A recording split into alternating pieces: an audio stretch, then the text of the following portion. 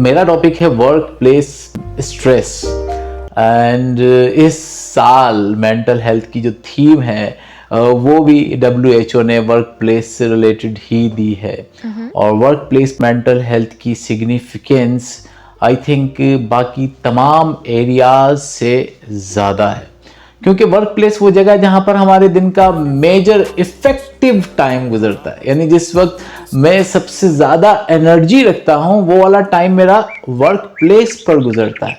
और ये वो टाइम है जिसमें मैं प्रोडक्टिव भी हो सकता हूँ और मैं अपनी लाइफ को फर्दर ग्रो की तरफ भी ले जा सकता हूँ, क्योंकि जितनी अच्छी मेरी वर्क की परफॉर्मेंस होगी उतना ही चांसेस ऑफ ग्रोथ मेरी लाइफ में इन्हेंस होता चला जाएगा। हर शख्स हम में से इस बात को डिजर्व करता है कि वो अपने करियर को स्लोली प्रोग्रेस करता हुआ आगे जाए। लेकिन वो कौन सी चीज है जो हमारी प्रोग्रेस को लिमिट करती है? और उस लिमिट होने में जो सबसे बड़ा एक सबब है वो है स्ट्रेस। क्योंकि स्ट्रेस आगे बढ़ने से रोकती है इन एवरी डोमेन। क्या आप अपनी एफिशिएंसी को प्रैक्टिस करना चाहें तो वो बैरियर बनती है। आप अपने रिलेशनशिप्स के ऊपर अच्छे से काम करना चाहें तो वो बैरियर बनती है। आप किसी न्यू स्किल को सीखना चाहें तो वो बैरियर बनती है।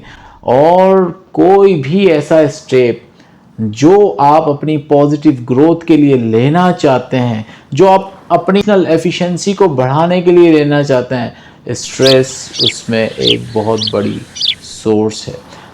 ये स्ट्रेस आपकी बॉडी पर, आपके माइंड पर और आपके कॉन्फिडेंस पे बराह रास्त इम्पैक्ट करता है। Oh my God. और जिसकी वजह से आप अपनी तमाम चीज़ें जो भी आप करना चाहते हैं प्रॉपरली परफॉर्म नहीं कर पा रहे होते।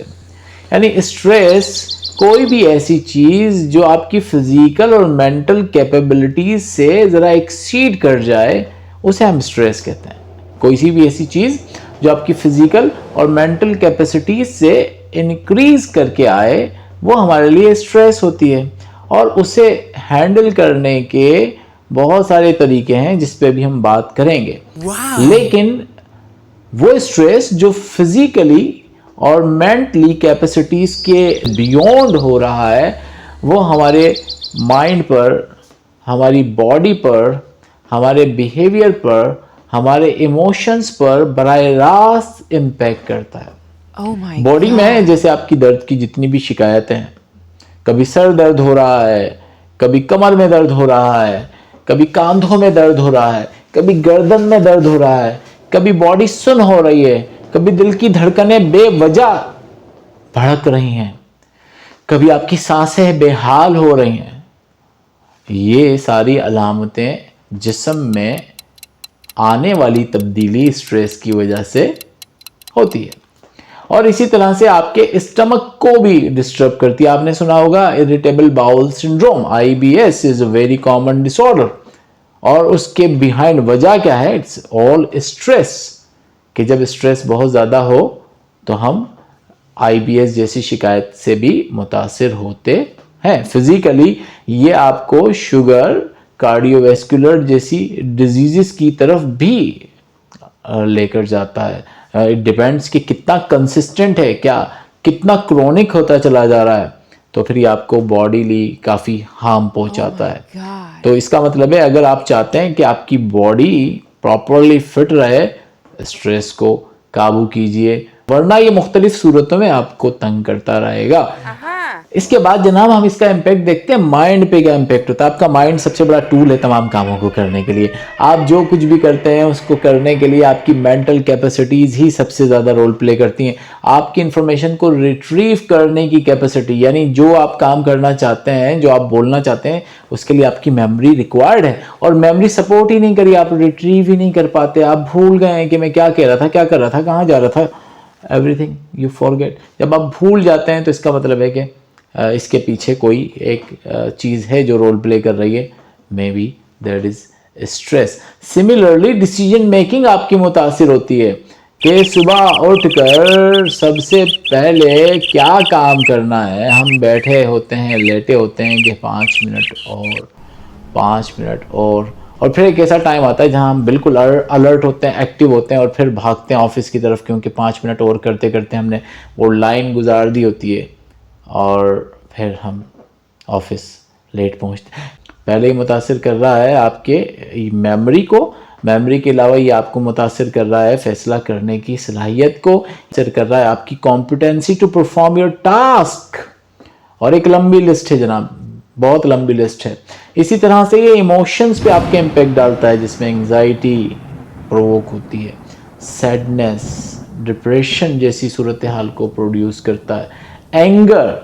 एंगर ये बहुत कॉमन से रिस्पॉन्सेज हैं against stress. Sometime lead you to feel guilt, inappropriate guilt, जो गलत काम आपने किए भी नहीं है उसका गिल्ट भी आपके ऊपर डाल रहा होता है। पर समटाइम ये उल्टा भी करता है कि जो काम आपने गलत किए भी हैं उससे आपको नॉन गिल्टी भी कर रहा होता है। यानी इमोशनली आप इम्बैलेंस हो जाते हैं।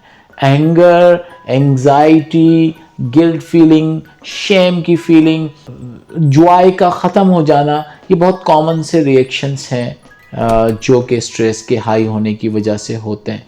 फिर ये इम्पेक्ट करता है आपके बिहेवियर पर। बिहेवियर में सबसे पहले आप काम की जगह पे बैठ के काम को प्रोक्रेस्टिनेट करते जाते हैं। आज का काम कल पे, कल का काम परसों पे, चलते चलते चलते एक लंबा पाइल अप होता है and you are not finishing your job, क्योंकि आपके रवैये में तब्दीली, आप स्ट्रेस की वजह से अवॉइड कर रहे हैं। पहले आप काम को अवॉइड कर रहे हैं, फिर काम के बाद आप काम की जगह पे भी जाना अवॉइड करते हैं, एब्सेंट होना शुरू हो जाते हैं। या काम करना है और इस वक्त आप बैठ के दोस्तों के साथ चाय पी रहे हैं। वाई, ऐसा क्यों हो रहा है? बिकॉज समथिंग जो आपके इस कॉन्फिडेंस को शेक कर रही है कि आप इस वक्त इस काम को कॉन्फिडेंटली पूरा नहीं कर सकते, तो वो प्लेजर सेंटर आपका ट्रिगर होता है और प्ले जाता है कि चलो जी चाय शाय पियो, दोस्तों के साथ गपशप लगाओ, कहाँ इस काम के प्रेशर को ले लें। लेकिन वो काम को आसान नहीं कर रहा होता, वो बढ़ाता है आपकी मुश्किलात को, मज़ीद बढ़ा रहा है, परेशानियों को मज़ीद बढ़ा रहा है, जो कि आगे चल के आपके लिए सही नहीं है। फिर यही सब्सटेंस यूज़ की तरफ ले जाता है, जहाँ से हम पहले सिगरेट से शुरू करते हैं एंड देन लेटर ऑन एक लंबी लिस्ट है ड्रग्स की जो लोग यूज़ करते हैं just to escape from the stress, कि किसी तरह से मेरा दिमाग इन सारे मामला से दूर चला जाए, और दूर जाने के लिए फिर वो नशे का इस्तेमाल करते हैं। और नशे का इस्तेमाल करते करते आपने देखा होगा कि बहुत सारे लोग जो शुरू करते हैं just to control their stress और to live in fantasy life, लेकिन लेटर ऑन वो नशा उनके कंट्रोल से बाहर हो जाता है और फिर वो एक एडिक्ट की सूरत में अपनी और अपनी फैमिली की लाइफ को ख़राब कर रहे होते हैं। और इन सब के बाद एक और जो वर्स्ट सिनेरियो है, जो मेंटल हेल्थ में अगर कोई इमरजेंसी है तो उसे हम कहते हैं सेल्फ हार्मिंग बिहेवियर। यानी अपनी ज़िंदगी से नफ़रत से बात स्टार्ट होती है, ख़ुदकुशी के ख़यालात की तरफ जाते जाते जाते ख़ुदकुशी के अटेम्प्ट तक ले जाती है। आपने देखा होगा बहुत सारे लोग वर्क प्लेस के स्ट्रेस को हैंडल ना कर पाने की वजह से सुसाइड जैसे स्टेप को भी लेते हैं, और वो सुसाइड अपनी ज़िंदगी को ख़त्म करने के लिए नहीं की गई होती, वो सुसाइड उस स्ट्रेस से भागने के लिए की गई होती हैं। और अगर उस शख्स को राइट टाइम पे राइट सपोर्ट मिल गई होती या उसने सीख की होती तो शायद वो अपने आप को ऐसे किसी भी डिज़ास्टर से बचा सकता था।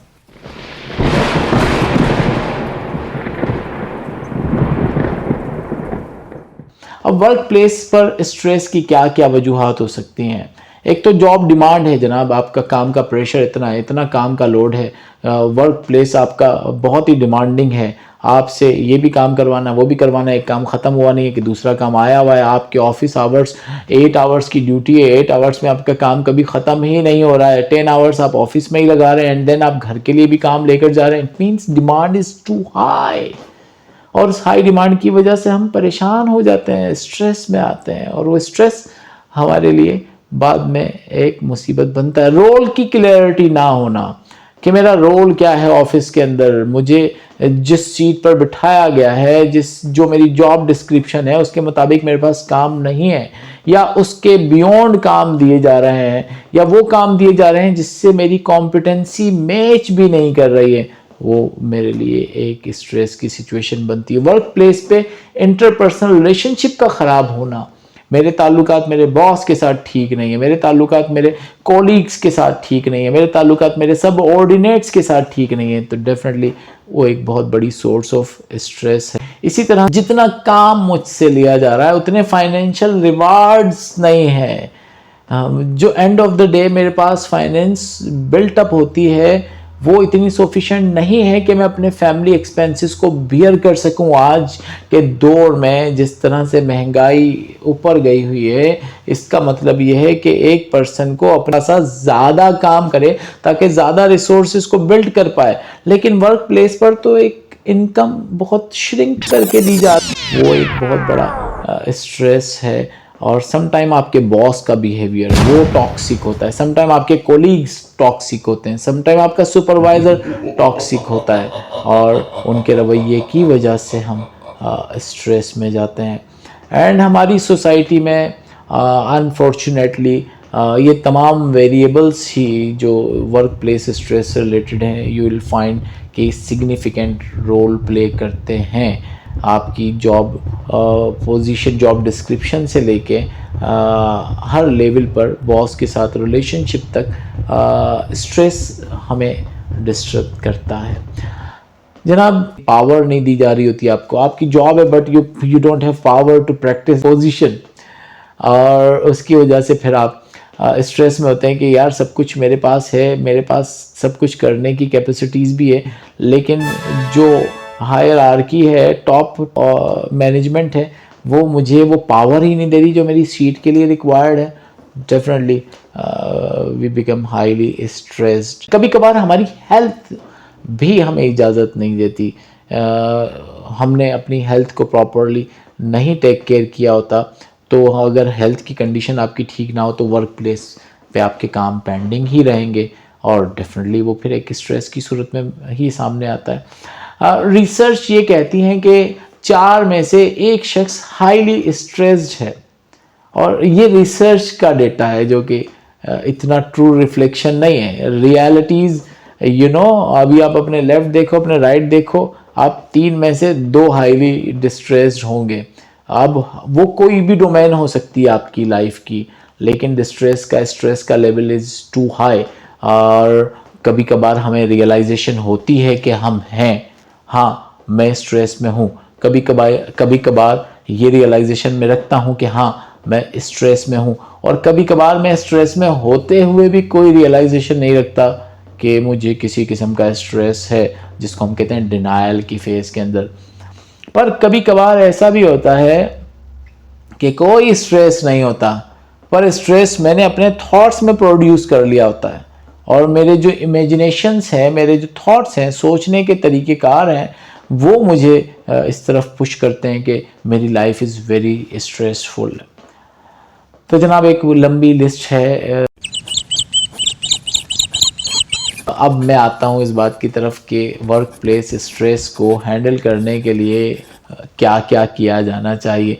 तो हमारी तमाम गवर्नमेंट ऑर्गेनाइजेशंस के मुख्तलिफ़ दरवाज़ों पर, मुख्तलिफ़ पोजीशंस पे लिखा हुआ पाएंगे इत्तेहाद, ईमान, नज़म। तो जनाब, अगर ये 3 चीज़ें हमारे पास ट्रूली प्रैक्टिस हों तो आधे से ज़्यादा स्ट्रेस तो यहाँ ख़त्म हो जाते हैं। यानी जिसमें नज़म की हम बात करें, डिसिप्लिन सबसे ज़्यादा बेहतर सॉल्यूशन है वर्क प्लेस के स्ट्रेस का। कि अगर आपने अपनी लाइफ को प्रॉपरली डिसिप्लिन में रखा हुआ है टू वर्क प्लेस, कि टाइम पर आना, टाइम पर हर चीज़ को परफॉर्म करना, टाइम पर चीज़ों को कंप्लीट करके टाइम से घर चले जाना, तो आपके मामलात आप देखेंगे कि बहुत ही अच्छे हो जाएंगे। फिर जनाब, ईमान है। ईमान का मतलब क्या है कि जो हमारे अंदर का डर है ना कि कुछ बुरा हो जाएगा, कहीं ऐसा ना हो जाए, कहीं वैसा ना हो जाए, ये जो डर है ये हमारे ईमान में कहीं ना कहीं थोड़ी सी लचक की वजह से रहता है। बेशक थ्रेट्स होते हैं, लेकिन थ्रेट्स के बावजूद भी अगर ईमान आपका इस बात पे मुस्तहकम रहे कि मुझे अपने हिस्से का काम करना है एंड रेस्ट अल्लाह ताला मामलात को बेहतर करेगा, तो spiritually if you believe that, तो आपका कम से कम साइकोलॉजिकल डिस्ट्रेस का लेवल डाउन हो जाता है, डिप्रेशन एंग्जाइटी आपको उतना तंग नहीं करते, तो आपके सोचने समझने की सलाहियतें बहुत क्लियर होती हैं और उसकी बेस पे आप अपने टास्क को ज़्यादा इफ़ेक्टिवली पूरा कर पाते हैं। तो ईमान, नज़्म और इत्तेहाद। इत्तेहाद का मतलब है वर्क प्लेस पर एक दूसरे के साथ जुड़े होना। अब ये इत्तेहाद किसी को तकलीफ पहुंचाने के लिए नहीं है, ये इत्तेहाद होना चाहिए किसी के लिए कुछ कर गुजरने का, थोड़ा सा एक्स्ट्रा माइल चलने का, कि अगर हमारे साथियों में से कोई किसी वजह से किसी तकलीफ में है तो हम सबकी जिम्मेदारी है कि हम अपना रोल प्ले करें, बजाय इसके कि बुली करें, पीछे से गॉसिप्स करें, हंसी मजाक बनाएं। इंसान के हर बिहेवियर के पीछे कोई ना कोई साइकोलॉजिकल फैक्टर मौजूद है। तो इंसान को इंसान की लिमिट में समझने की कोशिश कीजिए। जब आप इंसान को इंसान की लिमिट में समझेंगे तो देन आपके पास बहुत सारे वे आउट होंगे उस इंसान को किसी मुसीबत से निकालने के, ना कि आप उसे पुश करके मज़ीद बुराई की तरफ धकेलते चले जाइए। और सबसे पहला जो बेनिफिट है, if I am doing something good for others, तो सबसे पहला जो बेनिफिट है वो मुझे ही है कि मेरी पर्सनैलिटी में एक पॉजिटिव ग्रोथ हो रही है। अदरवाइज हम पहचान ही नहीं पाते कि हम क्या बन गए हैं और हम बनना क्या चाहते थे। जो हम बनना चाहते थे उसकी जुस्तजू करते करते हम भूल ही जाते हैं कि हम बन क्या गए हैं।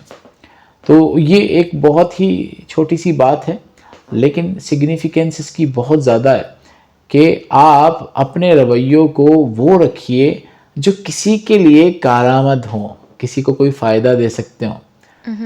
और इत्तेहाद बनाइए वर्क प्लेस पर फॉर पॉजिटिविटी, ना कि किसी की नेगेटिव इंटेंशंस के साथ मिलके किसी को हार्म पहुंचाने के लिए यूनाइटेड हुआ जाए। तो वर्क प्लेस पे इन 3 चीज़ों को बहुत अच्छे से प्रैक्टिस करना, आधे से ज़्यादा मसले तो यहाँ से ही सॉल्व हो जाते हैं जनाब। उसके बाद आ जाइए कि हमारा माइंड हर वक्त फुल रहता है, भरा रहता है हर तरह के ख्यालात से, हर तरह के मामलात से।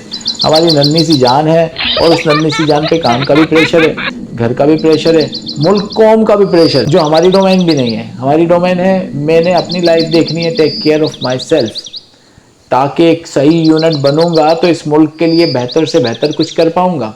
बट हमारे साथ सोच क्या चलती है, हम दोनों में समझदार मैं हूँ, मैं चाहता हूँ कि समझदारी का रवैया आपने इख्तियार करना है। समझदार मैं हूँ, समझदारी का रवैया आप इख्तियार करेंगे। और ये जो मोबाइल है ना जिस पे आप अभी मुझे भी देख रहे हैं, इसका इस्तेमाल यार इतना करो कि आपके कंट्रोल में हो, वरना आप अब ऑफिस में बैठे हुए काम कर रहे होते हैं, ऐसा लम्हा है जिसमें इसमें कोई नई चीज़ अकर नहीं होगी। ऑल द टाइम कुछ ना कुछ आता रहेगा और आपकी अटेंशन उस तरफ जाती रहेगी, आपकी अटेंशन उस तरफ जाती रहेगी। तो प्लीज़ स्टॉप, इसकी यूटिलाइजेशन बहुत अच्छे से करें, पर उस वक्त के अंदर जिस वक्त में आप अपने रियल काम से फ्री हो जाएं।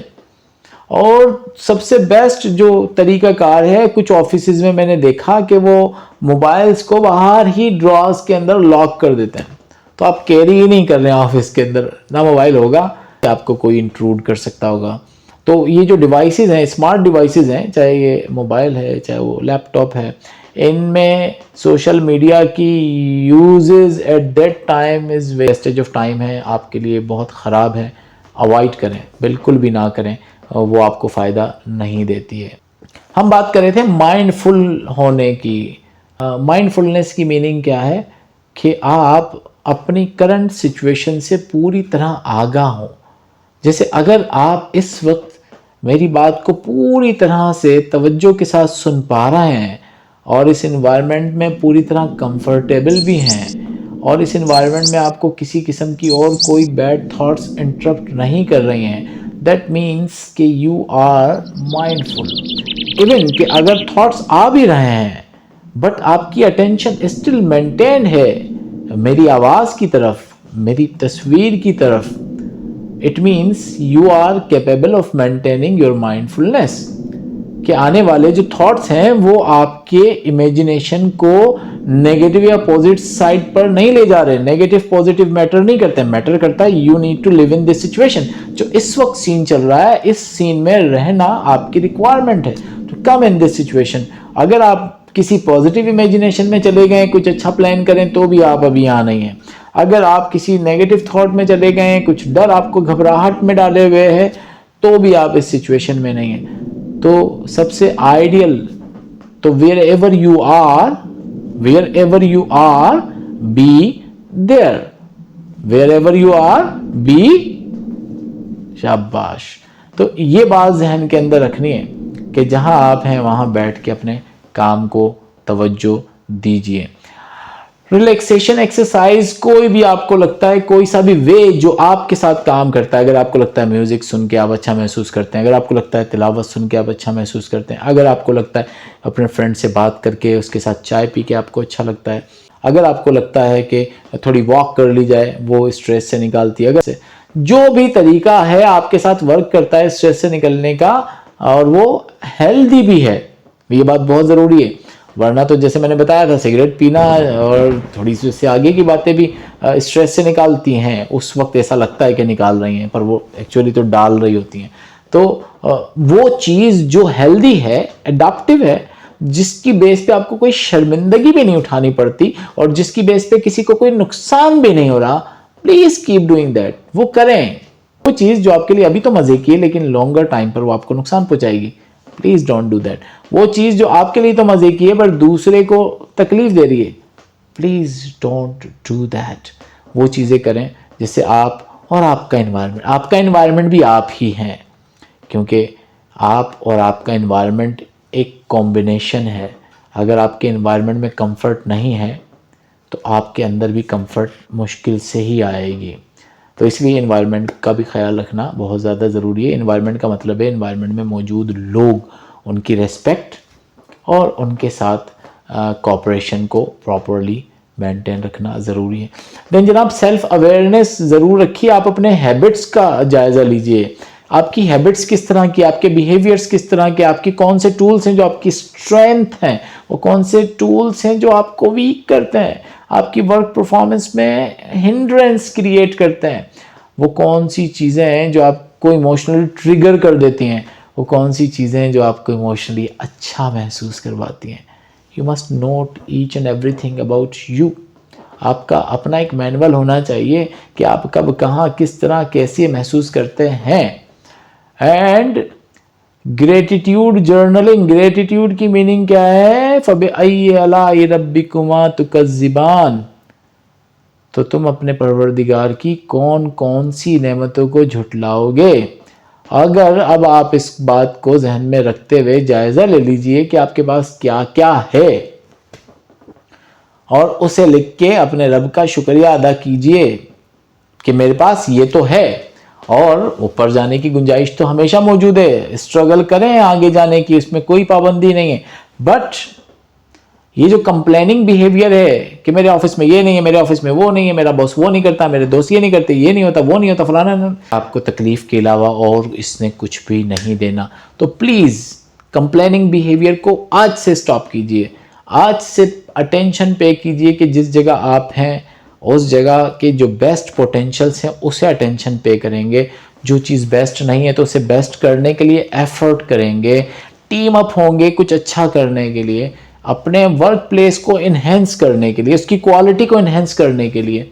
और जब आप इस प्लान पर जाएंगे तो इंशाल्लाह ताला प्रोग्रेस आप सब तक ऑटोमेटिकली पहुंचेगी। लास्ट में मैं बस कंक्लूड करूंगा अपनी बात को, और कंक्लूजन में 3 चीज़ें हैं जो मैं कहूँगा कि बहुत ज़्यादा ज़रूरी है। सबसे पहले जो चीज़ है, respect your self. You are precious, whatever you are accept as it is form में उसे एक्सेप्ट करो। और जो तब्दीली आ सकती है, लाना चाहते हो, आप खुद लाना चाहते हो, तो प्लीज़ ज़रूर उस तब्दीली को ट्राई करो। अगर आपको लगता है कि उसके आने से आपकी लाइफ में पॉजिटिव इम्पेक्ट आएंगे तो यस। तो मीनिंग सबसे पहले अपनी रिस्पेक्ट, फिर अपनी फैमिली की रिस्पेक्ट, क्योंकि आपकी फैमिली सबसे बड़ा आपका सोर्स ऑफ एनर्जी है। तो अपनी फैमिली को वैल्यू ज़रूर कीजिए, आप अपनी फैमिली पे कोई कॉम्प्रोमाइज़ नहीं होना चाहिए। फिर उसके बाद है जनाब वर्क प्लेस। वर्क प्लेस आपकी वो जगह है जो आपकी सेल्फ रिस्पेक्ट और आपकी फैमिली लाइफ को बैलेंस करने के लिए सीढ़ी है, क्योंकि इस सीढ़ी पर चढ़ेंगे तो ये दोनों चीज़ें बैलेंस रहेंगी। अगर ये सीढ़ी मौजूद नहीं होगी तो आपकी सेल्फ वर्थ और आपकी फैमिली लाइफ में थोड़ा इम्पेक्ट आएगा। तो प्लीज़ इन 3 चीज़ों को अच्छे से इंटैक्ट रखें और वर्क प्लेस के ऊपर अपने इन्वायरमेंट को कोशिश करें जितना अच्छा रखा जा सकता है, दरगुजर करने की प्रैक्टिस करें, लोगों को उनकी गलतियों पे माफ़ करने की प्रैक्टिस करें और ख़ुद को भी अपनी ऐसी गलतियों पर माफ़ करने की कोशिश करें जो किसी भी किस्म की आपकी लाइफ में तकलीफ़ का सबब बनती हैं या आपकी वजह से किसी दूसरे को तकलीफ़ पहुंची है। तो कोशिश करें कि उससे ख़ुद को बचाएं। आपकी समाअतों का बहुत शुक्रिया। अल्लाह हाफ़िज़। पाकिस्तान